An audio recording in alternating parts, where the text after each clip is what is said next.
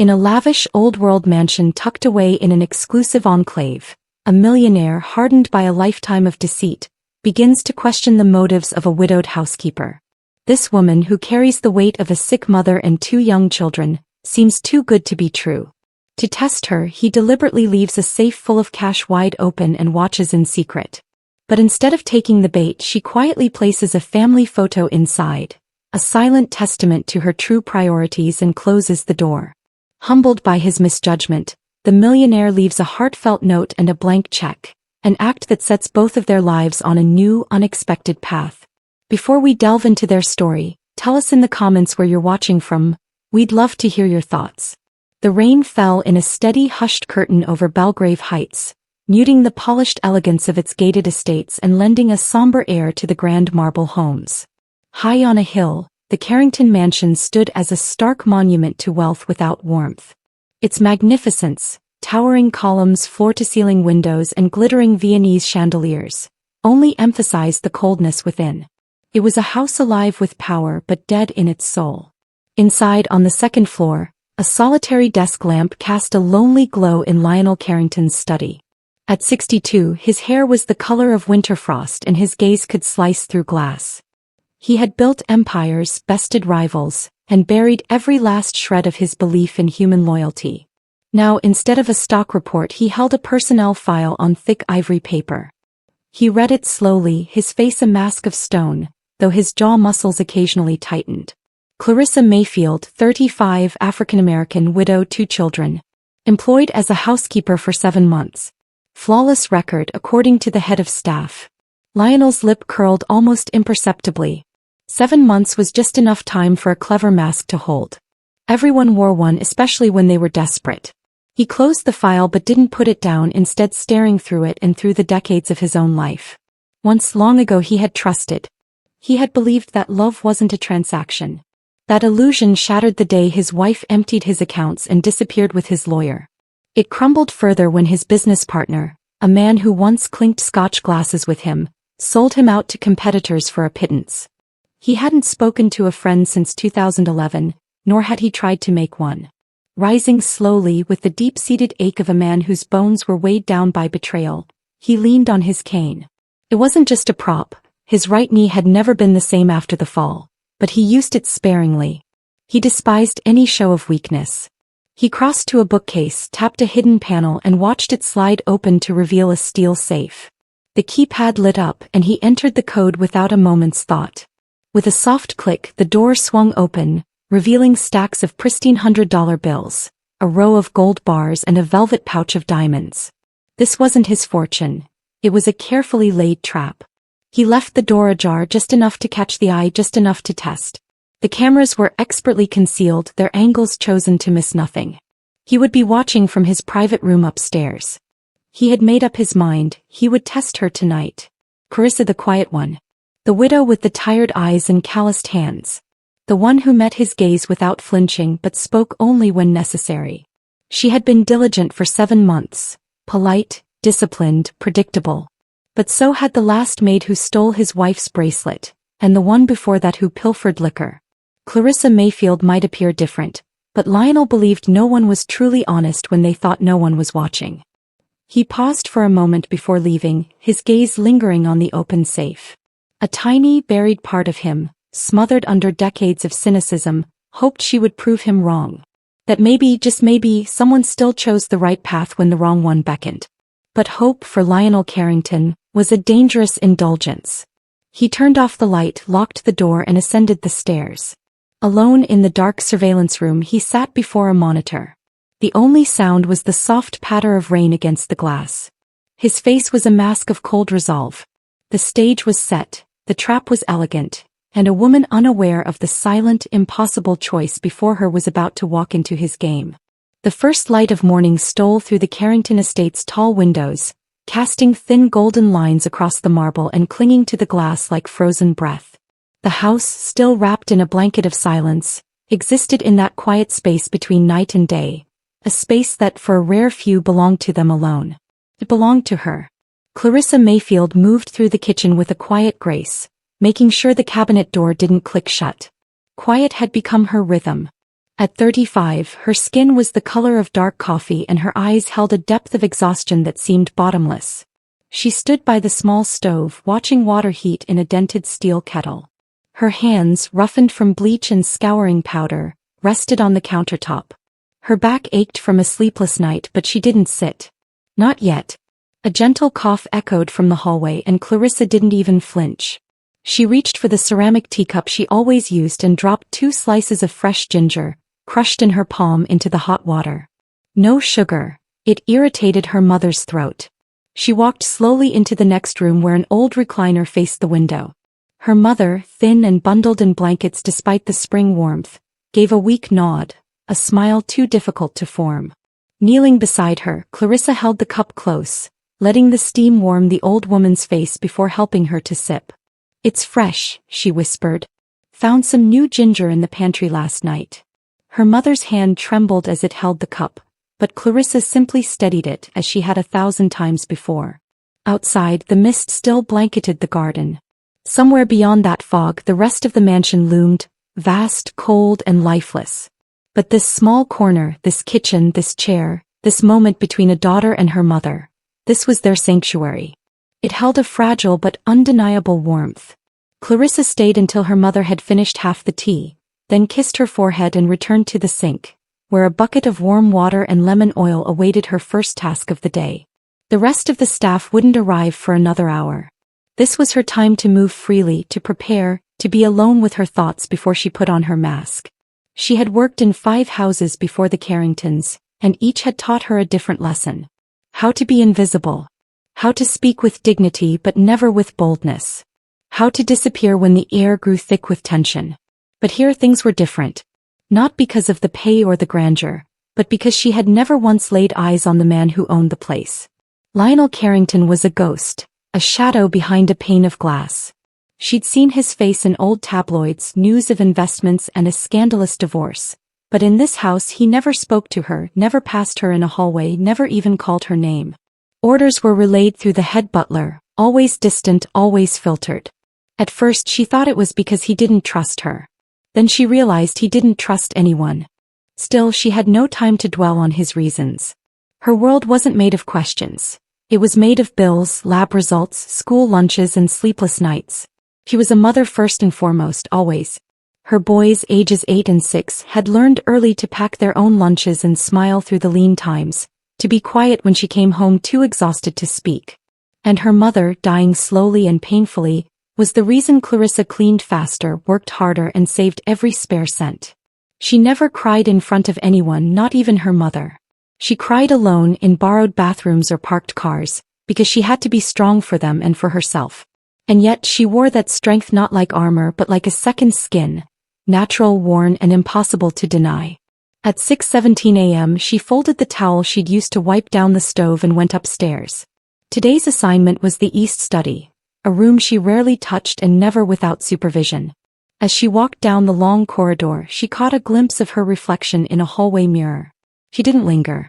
Her reflection was a stark reminder of the woman she used to be, before the diagnosis, before the funeral, before she learned that dignity had to be held even tighter when the world was trying to take everything else.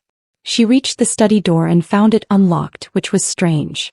Still, she entered as she had been trained. A soft knock, a quiet step, eyes lowered. The room was still dim, the shades half-drawn. Dust clung to the edges of the bookshelves and faint footprints marked the carpet near the desk. Clarissa took a deep breath and began her work, moving with her usual care and silence. She never touched papers, never lingered where she didn't belong. Her job was to clean, not to pry. But today something was different. As she neared the far wall, where the bookcase met the fireplace, her eyes were drawn to a glint of metal. A door was slightly ajar and behind it a safe lay wide open. She froze. Her heart quickened, not with greed but with a jolt of alarm. Safes weren't left open in houses like this. She glanced around. No one in sight. No sound but the ticking of the grandfather clock. Inside the safe were stacks of money, glittering gems and gold bars. A fortune beyond anything she had ever known. For a fleeting moment, so brief she barely registered it, her mind leaped not to greed but to need. Medical bills, rent, a better school for her boys. But then her jaw tightened. Her breathing steadied. She didn't move closer. Instead, she reached into her apron and pulled out a small, worn photograph. It was a picture of her two boys smiling widely in front of a school fence, and her mother seated on a porch swing, an arm around Clarissa's waist. She always carried it, a constant reminder of who she was. She placed the photo gently on the shelf beside the safe. Then, using her cloth, she wiped the smudges from the safe's edge quietly, respectfully, as if tidying a crooked picture in someone else's home. And then, without a word, she closed the door. Not all the way, just enough, just as she had found it. She returned to her cleaning, her face calm, her hands steady, though her chest burned. Not with temptation but with the insult of it. She knew a test when she saw one. And someone, somewhere, behind glass and silence, was watching. Let them. The cameras were rolling, 4 of them angled discreetly behind an antique clock, the carved molding above the bookcase, the corner of the floor lamp, and a vent near the ceiling. There was no sound, only crisp, unblinking images. Lionel Carrington sat alone in the private surveillance room, the cold light of the monitors illuminating his face. He hadn't slept, hadn't wanted to. His cane lay forgotten against the arm of his chair. His fingers were laced tightly under his chin, his elbows on the desk, his eyes fixed on the door to the east study. He had mentally rehearsed this moment 100 times, imagining her reaction, mapping out every possibility, and dismissing every potential excuse. He wasn't looking for a reason to trust. He was waiting for confirmation of his deepest belief, that everyone had a price and given the chance they would take it. Then at 8:03 a.m. she entered. Clarissa Mayfield walked into the study with a composure that irritated him. She wore the same clean uniform, the same gray apron tied neatly at the waist, her hair pulled back in that tight bun. She moved with her usual quiet grace. But Lionel's eyes narrowed. He was looking for hesitation, guilt, greed, anything. She didn't notice the open safe right away. She dusted the bookshelves, straightened a misplaced book, wiped the brass fireplace trim. Lionel leaned forward slightly, the clock on the wall ticking like a drum in his ears. Then she saw it. She turned, her eyes flicking toward the far wall where the secret door stood open, the safe gleaming with its contents in the morning light. She froze. Lionel's jaw tightened. There was the pause, the stillness that always preceded a choice. Clarissa didn't rush toward it, nor did she flee. Her expression was unreadable, which frustrated him more than he expected. She simply stood there, a cleaning rag clutched in one hand, the other hovering at her side. Her eyes were locked on the money, the jewels, the things that separated her world from his. Seconds bled into minutes. 10, 20, 30. Lionel's hand curled into a fist. Why wasn't she moving? Why didn't she at least pretend to look away? She just stood there. Then she took a single step forward. Lionel's breath hitched. She approached slowly, deliberately, her gaze fixed. Her fingers twitched. A tremor he noticed instantly. Adrenaline, nerves. Good. It meant she was human, and humans always eventually gave in. She stopped a foot away, close enough now for the gold to reflect in her dark eyes. But she didn't reach for it. She only looked. Lionel waited. Her lips parted slightly, not in awe but in quiet disbelief.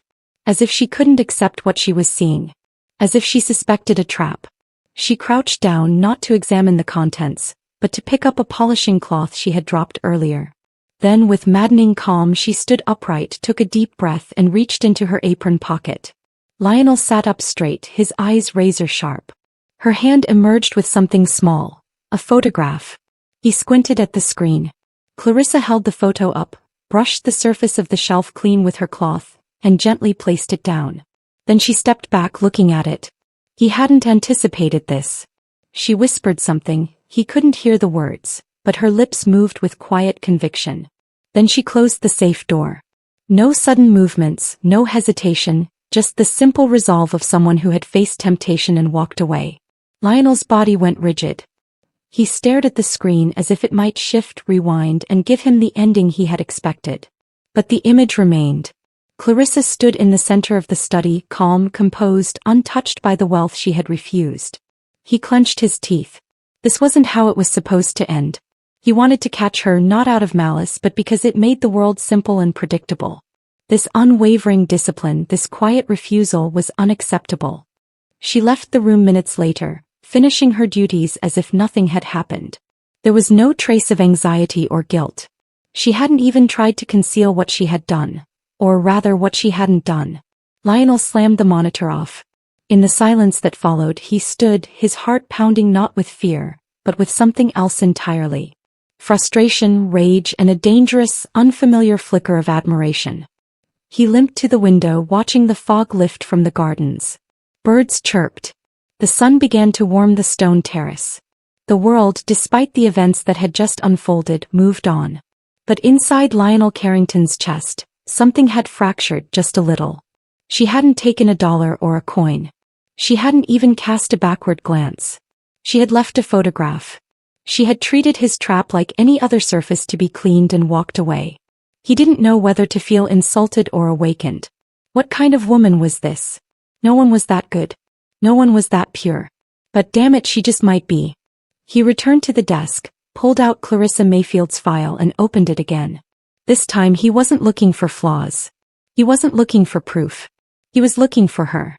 Morning arrived with an unfamiliar gentleness, as if the air itself had transformed overnight. The Carrington estate, typically shrouded in cold silence and calculated stillness, seemed to breathe differently now, lighter, quieter, and no longer empty.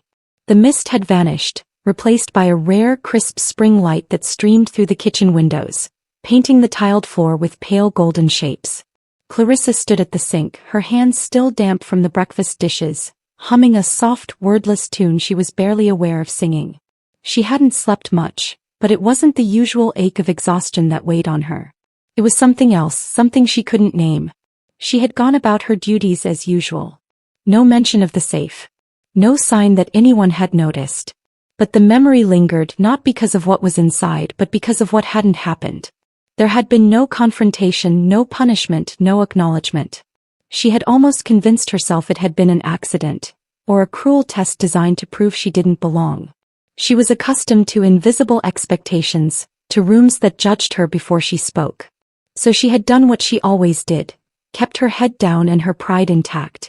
Now, as she dried her hands, her eyes fell on something new. On the small table where her sons usually ate their cereal lay a folded piece of cream-colored paper. She froze. No envelope, no name, just the gentle crease of the aged paper and a strange stillness in the room that made her pulse quicken. Cautiously, almost reverently, Clarissa reached for it, as if touching it too quickly might break whatever fragile thread had brought it into her life. She unfolded the letter with care and immediately noticed the handwriting. Old-fashioned, deliberate, the ink slightly smudged in places as if the hand that wrote it had trembled. She began to read. Miss Mayfield, I watched you yesterday. I watched you in a moment when you thought no one could see. What I witnessed was not just integrity or restraint. It was something deeper, something I had forgotten how to name until now. Belief. You reminded me what it means to carry dignity without needing recognition. You reminded me of something I thought had died in me long ago. Clarissa's breath hitched in her throat. Her fingers tightened around the page. She continued reading, slower now, as if each word was a gentle pull forward. There was a time when I believed in decency, in honor, in the quiet strength of good people. That time ended when those closest to me proved me wrong over and over. I built this house as a fortress not to protect what I have, but to protect what was left of me. And then you closed the safe. You could have taken something. You could have hesitated. You could have looked around, weighed your options. But you didn't. Instead, you placed a photograph on the shelf, dusted the surface and walked away. That was not just honesty. It was a kind of grace I've only ever read about in stories, never seen in life, until now. The words began to blur, not from smudged ink but from the heat behind her eyes. She blinked rapidly, refusing to let the tears fall. Not yet. I have judged too many people from behind a pane of glass, and I thought that made me wise. But yesterday you reminded me that wisdom without compassion is just fear in disguise. Enclosed is a check. It is blank. I want you to write a number, any number that would change your life and the lives of your children. This is not a reward. It is not charity. It is a thank you, a gift with no strings, no expectations. And though I may never say it aloud, you have restored something in me that no amount of wealth ever could. Clarissa stood frozen for a long moment, the letter trembling in her hands. The kitchen was utterly silent. She could hear the wall clocks ticking, the distant hum of the refrigerator, the soft breeze against the window pane. It all felt impossibly real and yet out of reach, as if she were floating outside her own life. Her eyes dropped to the small envelope tucked beneath the letter. With slow fingers she lifted it and inside was a check. Her name was already written carefully at the top. The amount line was empty. He stared at it for what felt like hours. She didn't cry for the money. She cried because someone had seen her. Not just her work, not just her silence, but her. And not with suspicion or pity or arrogance, but with belief. She pressed the check to her chest, her eyes closed, tears streaming freely now, no longer held back by pride or exhaustion. The sob that rose in her throat wasn't loud, but it was a deep, guttural sound that came from a place buried so long it had forgotten how to speak. She thought of her mother's medication, the mounting bills, the boys growing too fast for their worn-out shoes. And she thought of how many years she'd spent swallowing hope like it was a poison. Always dangerous, always too good to be true. But this felt like permission to believe again. And belief more than anything was what she needed. Not the money but the recognition, the trust, the quiet truth that someone had looked at her, truly looked and seen not just a worker, not just a statistic but a soul worth honoring. Clarissa folded the letter, slid it back into its envelope and pressed both palms to the table's surface. Her body trembled but not with fear, with relief, with release. And for the first time in years her tears were not a sign of struggle, but of being seen and finally believed. The scent of cinnamon and warm butter wafted onto the quiet street, carried by an early summer breeze. A hand-painted sign above the shop door read, "Mama Mayfield's," in a soft cream script, outlined with tiny golden stars her youngest had insisted on adding himself. The small bakery was nestled between an old bookstore and a florist. Nothing extravagant, but filled with heart in every corner, from the hand-chalked menu to the worn piano in the back where her mother sometimes played gospel tunes in the afternoons. A year ago, it was a dream she didn't dare to dream. Now it was the beating heart of a life reborn. Inside, Clarissa stood behind the counter, her apron dusted with flour, sleeves rolled up, cheeks flushed not from heat but from motion, from purpose. The bell above the door jingled softly, and she looked up instinctively, ready to greet a customer. But the figure was already seated quietly near the window, a book open on his lap, his eyes scanning the page with the patient rhythm of someone who finally had time to read. Lionel Carrington. He came every Thursday morning, always sitting in the same seat, always quiet but never distant anymore. He wasn't the man she had once feared was watching her behind walls and cameras. He was older now, not in age but in gentleness. His shoulders were looser. His gaze was no longer sharp with suspicion. He still walked with a cane, still wore his tailored coats even in summer, but now he smiled more. And when he smiled, it wasn't the tight, strategic grin of a man who owned everything. It was the simple, sincere curl of someone who had been given something back. They didn't often speak about the letter or the check or the safe. The gift he had given her had never been just the money. He knew it. She knew it. What mattered was what had come after. Clarissa poured him tea without asking, placing it gently on the table beside him. He looked up, his eyes meeting hers with that familiar glint, not of pride but of respect. "They're beautiful," he said, nodding toward the corner where her boys sat working on their homework. Her eldest was hunched over a math worksheet, his brow furrowed in concentration. The younger, more restless, tapped his pencil to a rhythm only he could hear. Across from them sat her mother, healthier now, her skin full of color, her laughter returning in bits and pieces. He was teaching them a poem. Clarissa recognized it, I Too by Langston Hughes. "They're trying," Clarissa said quietly, watching them with a pride that didn't need to be spoken aloud. "They still remember what it was like before. It makes them hold on tighter to this." Lionel leaned back in his chair, his fingers wrapped around the warm ceramic mug. "Good," he said then, softer almost to himself, "it matters."